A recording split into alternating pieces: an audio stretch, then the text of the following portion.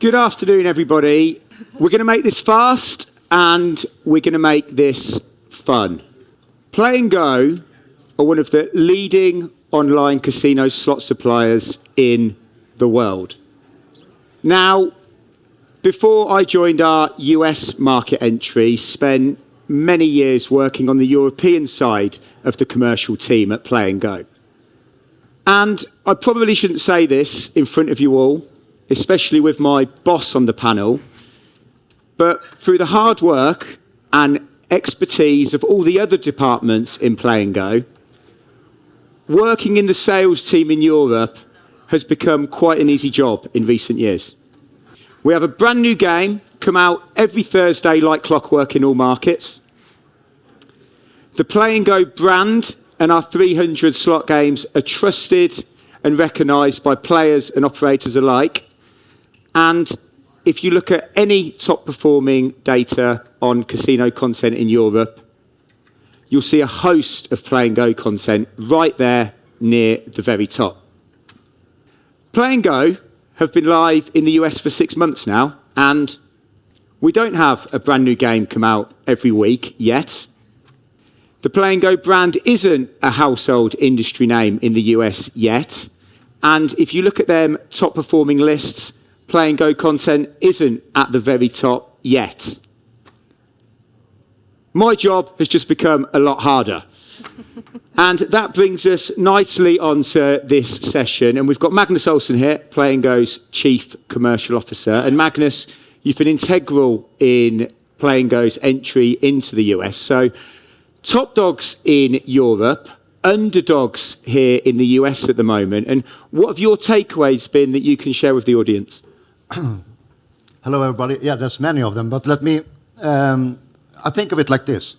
We have 20 years of experience of iGaming. We're coming over here and we meet companies who's been doing gaming for 150 years, right? But no iGaming. So we bring something into that mix, but there's also a lot of value here, especially in business acumen, in maturity, something that sometimes is lacking in Europe. And we want to reach that maturity level. So it's a great melting pot, our experience from iGaming with the maturity and the business acumen that exists here. And it's a privilege to work in that kind of melting pot environment. And I think the opportunity I see is for us, and I mean us in this room and in this conference, not only to look at this, but also to build on it, because instead of making predictions about the future, we can actually decide what we want the future to be, and we can execute on that. And I think that's the one thing that gives me a lot of energy. And when we decide the future or what the direction, my vote goes for let's make it a regulated entertainment industry. And George, diving straight into content here, you're the head of game retention at Play and Go and responsible for most of the decisions that go into the roadmap. What have been your key surprises, differences when you look at the content coming over from Europe into the US? So I think when we first entered into the US market, we were very much expecting it to see a land-based style game-driven portfolio, which we are seeing. Those have been the standout performing games in the market so far.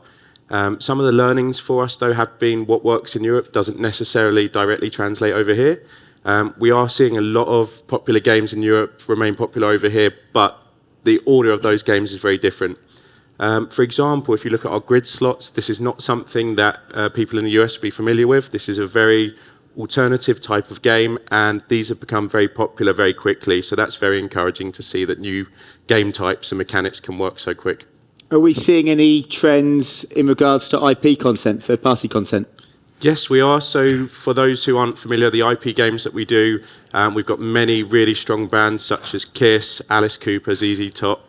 The list goes on. But these are very popular in the US, and they've performed extremely well since we've started over here, and they've taken off a lot quicker than we've seen in other markets. So I think this is another great example of how you can use those IP brands and acquire a new set of customers as well for all the operators in the audience today. And Justine, one of Play and Go's key account managers, and you work with the casino managers, the lobby managers day in, day out.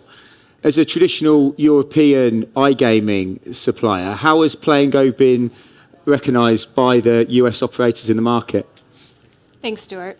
I would say the transition from Europe to US has actually been really, really exciting and successful so far. I mean, we've heard a lot today. A lot of the operators in the room have discussed that they work with 30 plus content suppliers any given day. So their success is our success and vice versa. And so far, it's been a really good start. So in Europe, if you go into any casino lobby, you'll see a host of Play and Go content everywhere on site. New titles, existing titles. Is game selection, are you seeing any differences in how it works over here in the US?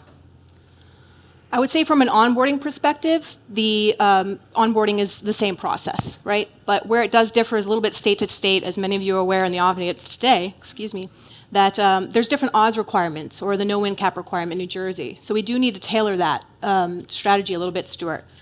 The good news is we have hundreds of games in our library that will meet many different types of preferences, demographics, and we'll just work strategically with the operators to achieve that. I think from a sales perspective, one of the biggest things I've taken away is time to market. So from a supplier going live with an operator in the US, it can take a long time, and quite often the delay isn't even commercial. There's many other reasons why it can take so long to go live with an operator. And can you maybe expand on that from your experience? Definitely, Stuart. And we're hearing a lot of that feedback today. So in many cases, maybe the platform provider that the operator's on today, they're maybe not happy with per se, or they want to just go on their own homegrown in-house platform. So with that, they're a little bit hesitant to take on a new content supplier at this time. And those migration plans, Stuart, as you know, could take up to a year. So for us coming into the US, this is definitely a challenge for us. And even if you wanted to potentially go down a quicker route via aggregation at present in the US does hold its own challenges. Absolutely. So here at Play and Go, we would traditionally like to go direct, but there's certain cases where we do need to work with an aggregator, and we're happy to do so. But I would say a good example is we're willing to sometimes wait just a little extra longer to get to market to ensure that we have full control of the delivery. And just on a kind of very top line product level, is there any other differences you see from Europe to the US that you can share? Thanks, Stuart. I wouldn't think there's too many differences. The product is pretty much the same. However, one thing that is very apparent here in the US is that the iOS piece is important. We've heard the feedback from the operators. Even on the earlier panel, one of the panelists said 90% of their players are on iOS. So if I have any advice to anyone new in the audience today looking to bring their content to the US is to make sure that you have that solution nailed. And we've already discussed, as many people have already today, that operators in the US have got more content available to them now than ever before. New suppliers coming to the market all the time. And Magnus, why is it so important for US operators to choose the right content for sustained long-term growth? I think content is king, right? So what do you want to achieve and where are you in your market? So if you want, and we all see in the reports, it's a sea of red on acquisition costs. Marketing spend is crazy. So you spend all that money acquiring. So where are you on your market? Do you have 40% market share? Then you are defending against everybody else who wants to grab some of that market share. If you are building market share, you may be on single digits.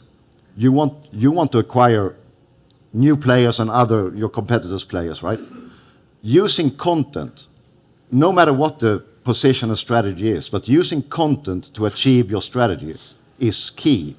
And the value we like to think we bring is that with that portfolio and with the pace and cadence we release new games, we can help in every aspect of this, but you have to know what you're trying to achieve, right? You have to know, am I defending market share? Am I building market share? Am I trying to cut down on acquisition cost? Yes, you can do that. You can do it by retaining the players you have with good content and acquiring new players also with good content. And the more focus we get on content and high quality, high value content, the better I think an operator can perform, and also hopefully we can drive the red to black numbers on marketing spend. So that's one way to use content to really achieve your goals. But you have to know them. You have to know where you are. And Saam, changing tack slightly, you come from a traditional land-based background. Is there anything brick and mortar, traditional land-based casino can learn from iGaming and vice versa? You know, it just seems like you win a lot more on iGaming sites than you do in traditional brick and mortar properties. You have $20, you put in $20 in a typical slot machine at any casino, you lose your money in 10 seconds. You spend $20 in an iGaming site and the same game lasts you 20, 30 minutes. Now, why is that? It's because what we're seeing is the RTPs are set a lot lower on brick and mortar retail sites. And, you know, I know we've discussed a lot about revenue chasing and ROIs and all that stuff, but we have to always remember that we're an entertainment business, right? B2C is focused on the C, the consumer, the players at the end of the day. So we constantly drive them away and we don't focus on the entertainment value and trying to chase whatever profit we can, they're not going to come back a second and third time. That $20 that they put into the machines, that's all they're going to do. And so I think on the iGaming side, we are more cognizant of that. Here in Play and Go, especially the roughly year that I've been here, I'm seeing that. It's a new experience for me. And it's something that I've always had this conversation with my friends on the operations side that, hey, you're going to do long-term harm if you lower the RTPs at the slot machines. You're going to lose your players. And it's something that we have to work on as an industry to make that correction. I can see you feel quite passionate about this. So let's switch that question on its head. And what can iGaming learn from brick and mortar content? You know, I'm sorry. Like, I have this constant debate with my friends, like I mentioned. Like, just last week, I was in a meeting, and I told a good friend of mine who was telling me about how they reduced the RTP from a popular game that's been the #1 game in this market by 2 percentage points. I'm like, why did you do that? It's working. And he's like, Saam, you don't get it. Like, we have to meet our revenue expectations. We're not a 24-hour facility. We have our much bigger competitors around us that they do have the 24-hour operations. So this is something that we have to do. But going to your question about what iGaming can learn from brick and mortar, because they do a lot of things right, it's that the existence of crossplay in this omni-channel is there. A brick and click strategy in the US is there. So we're looking at what's going on the land-based side, and we're going to start incorporating some of the game mechanics that they have because it's entertaining at the end of the day. There's more lights and features that they're able to provide on a physical slot machine that we're not able to in front of a computer or a mobile device. So those are some of the things that we need to take a look at and incorporate into our strategies and long-term plans. Can you see any opportunities for Play and Go, a traditional iGaming supplier, to make that transition in the US into brick and mortar? You know, that question couldn't have come at a better time. We actually just successfully launched with our partner, William Hill, into the fixed odds betting terminal market in the UK. And for anybody familiar with that market, it's an incredibly tough market to enter, and the barriers for entry are incredibly high.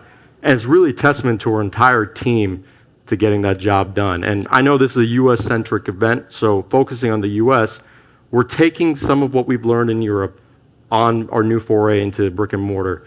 And we're definitely going to be translating that and porting that over into the land-based side in the US. So more is coming. I don't want to give away too much just yet, but I will say it's part of our story at Play and Go. It's just who we are in our DNA, that we're constantly pushing to add value to our partners, right? Wherever we can provide value in an omni-channel way, in a brick and click strategy, we're going to look to do that. And can't wait to share that with everybody at another panel.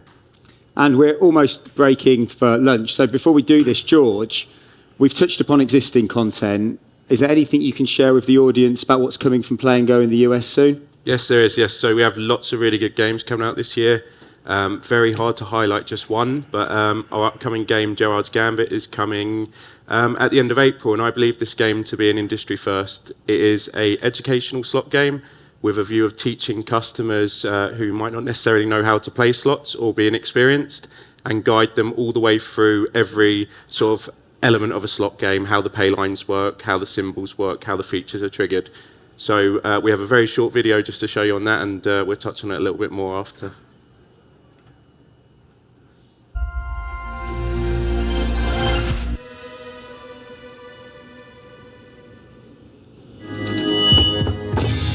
That counts. Time to go. Very simple game, George. It is. There's a 3x1 reel there, and there's objectives and Artifacts. understanding and explaining how the game works as you go along, educating the customer. That's a big win.